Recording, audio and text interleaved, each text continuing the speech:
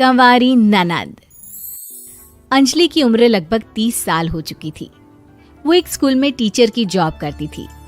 अंजलि के घर में उसकी माँ के अलावा उसका छोटा भाई और भाभी भी रहा करते थे। 30 साल की उम्र होने के बाद भी अंजलि की अब तक शादी नहीं हुई थी। इस बात को लेकर अंजलि की माँ रुक्मिणी देवी काफी परेशान रहा करती थी। माँ, मैं स्कूल जा रही हूँ, जरा मेरा टिफिन तो दे दीजिए। अब क्या पूरी जिंदगी मैं तुझे टिफिन बनाकर देती रहूंगी? अरे कुछ सोचा भी अपने बारे में या बस ऐसे ही? क्या माँ, सुबह सुबह फिर वही बातें लेकर बैठ गई। माँ गलत क्या कह रही है अंजलि दीदी? इतनी उम्र हो चुकी है आपकी, माँ कब तक आपकी सेवा करती रहेंगी? भाभी, मैंने माँ को कब कहा कि मेरी सेवा करो? वैसे भी अपना टिफिन मैं खुद तैयार कर लेती हूँ, बस टेबल से उठाकर देने को ही तो कहा था। वैसे अंजलि दीदी, देखा जाए तो टिफिन उठाकर देने की उम्र तो आपकी है। आपका अपना घर परिवार बच्चे होते तो ये जिम्मेदारी आज आप पूरी कर रही होती। एक बात मेरी समझ में नहीं आती, अगर मेरी शादी नहीं हुई तो इसमें मेरी क्या गलती है और तुम सब लोग मेरे पीछे क्यों पड़े रहते हो? अरे कुछ कहना क्या पीछे पड़े रहना होता है? अपने छोटे भाई को देख, तुझसे 3 साल छोटा है लेकिन 2 बच्चे खेल रहे हैं आंगन में। मुझे आप लोगों की कोई बात नहीं सुननी, जा रही हूँ मैं। और आप में से किसी को मेरा कोई काम करने की जरूरत नहीं है, मैं खुद संभाल लूंगी। इतना कहकर अंजलि वहां से चली जाती है। शाम को जब अंजलि अपने स्कूल से लौटकर घर वापस आती है तो उसने देखा कि पड़ोस वाली निर्मला चाची वहां पर बैठी हुई थी। क्या बात है अंजलि बिटिया, नौकरी करके वापस आ गई? जी चाची जी, कैसी हैं आप? मैं तो ठीक हूँ बेटा, तुम बताओ शादी के बारे में कुछ सोचा या नहीं? अरे रहने दीजिए ना, इससे तो शादी की बात करना ही बेकार है। कुछ भी कहो तो गुस्सा करती है, बात बात पर आंखें दिखाती है। माँ, आप ऐसा क्यों कह रही हैं? मैंने कब आप पर गुस्सा किया? अरे अंजलि बेटा, तुम्हारी माँ ठीक ही तो कहती है। 30 की होने आई हो, अब तुम्हें भी शादी वादी कर लेनी चाहिए। चाची जी, आप तो ऐसे कह रही हैं जैसे शादी करने से मैंने मना किया हो।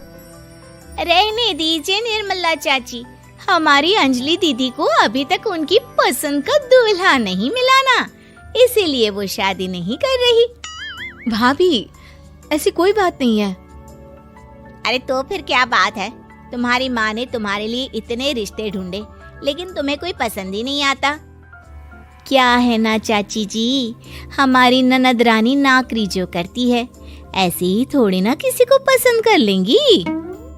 अरे भाई, नौकरी का घमंड है तो बात अलग है, कोई और बात हो तो बताओ, कोई रास्ता निकाला जाए। नहीं चाची जी, कोई बात नहीं है, बस मुझे अभी तक अपनी पसंद का कोई मिला नहीं है। सुन लिया आपने, इस लड़की के तो पर निकल आए हैं और इतनी उम्र में अपनी पसंद का कोई मिलेगा भी नहीं इसे। माँ, आप मेरी शादी को लेकर हमेशा मुझे ताने क्यों मारती रहती हैं?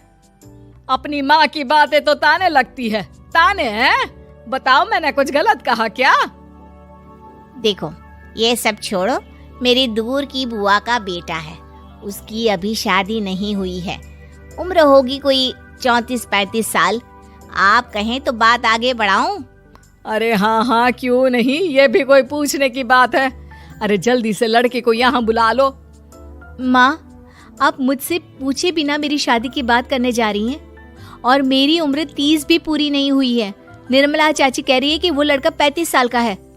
अंजलि दीदी, आपको क्या लगता है इस उम्र में कोई फिल्म का हीरो आएगा आपके लिए? देखिए, अब पसंद और नापसंद की बात तो रहने दीजिए, पसंद करने की उम्र तो आपकी निकल चुकी। अब तो जो भी मिले उसी से शादी कर लीजिए, इसी में भलाई है। तेरी भाभी बिल्कुल ठीक कह रही है। अब जैसा रिश्ता मिले उसके लिए हाँ कर देना, ताकि हम भी गंगा नहाए। ठीक है, चलिए मैं उस लड़के को कहती हूँ, वो कल ही अंजलि को देखने आ जाएगा। अगले दिन निर्मला चाची के दूर का रिश्तेदार अंजलि को देखने उसके घर आता है। उसका नाम था अजय। अंजलि जी, तो आप नौकरी करती हैं, वो भी स्कूल में? जी हाँ, मैं स्कूल में टीचर हूँ। हमारी बेटी बहुत होशियार है। अरे पढ़ने लिखने में इतनी होशियार है, इसीलिए तो इसकी नौकरी लगी है स्कूल में। हाँ ठीक है आंटी जी, जरा मुझे भी तो बात करने दीजिए आपकी बेटी से। जी पूछिए ना, क्या पूछना चाहते हैं? अंजलि मैडम, ये तो बताइए कि आपने अभी तक शादी क्यों नहीं की? बस ऐसे ही, कहीं कोई रिश्ता पसंद नहीं आया इसलिए। लेकिन क्या मैं आपसे पूछ सकती हूँ कि आपने शादी क्यों नहीं की? अंजलि, क्या कर रही हो तुम? लड़कियों को इस तरह की बातें नहीं शोभा देती। रहने दीजिए आंटी जी, आपकी बेटी काफी पढ़ी लिखी है, मैं उनके सवाल का जवाब दे ही देता हूँ। वो क्या है ना, मुझे भी अभी तक अपनी पसंद की कोई लड़की नहीं मिली। अच्छा, कोई बात नहीं। वैसे आपकी तनख्वाह कितनी है? कितना कमा लेती है महीने का? जी यही कोई 25,000 महीने। बस 25,000? इतने से क्या होता है? इतने से तो आजकल घर भी नहीं चलता। आपके कहने का क्या मतलब है? अरे मैं तो ये सोच कर आया था कि नौकरी वाली लड़की है, आराम से 40,000 कमाती होगी। माफ कीजिएगा, आपका और मेरा रिश्ता नहीं हो सकता। जी कोई बात नहीं, मुझे भी आपके साथ शादी करने में कोई इंटरेस्ट नहीं है। अंजलि, किस तरह की बात कर रही हो? घर आए रिश्ते को ठुकरा रही हो तुम। दीदी, अब इस उम्र में आपको इतनी अकड़ नहीं दिखानी चाहिए। अच्छा खासा रिश्ता हाथ से निकल गया, कहीं ऐसा ना हो कि जिंदगी भर कुंवारी ही रह जाओ आप। कुछ दिन और ऐसे ही निकल जाते हैं और अंजलि की शादी कभी नहीं होती। अंजलि के परिवार वाले बिंदास उसे ताने मारते रहते हैं, लेकिन अंजलि एक बड़ी नौकरी की तैयारी करती है और उसमें सिलेक्ट होने के बाद अंजलि को एक बहुत बड़ी नौकरी मिल जाती है। अब तो दीदी के नखरे और भी ज्यादा बढ़ जाएंगे भाई। अब तो इतनी बड़ी नौकरी जो लगी है, अब इनकी शादी होने से रही।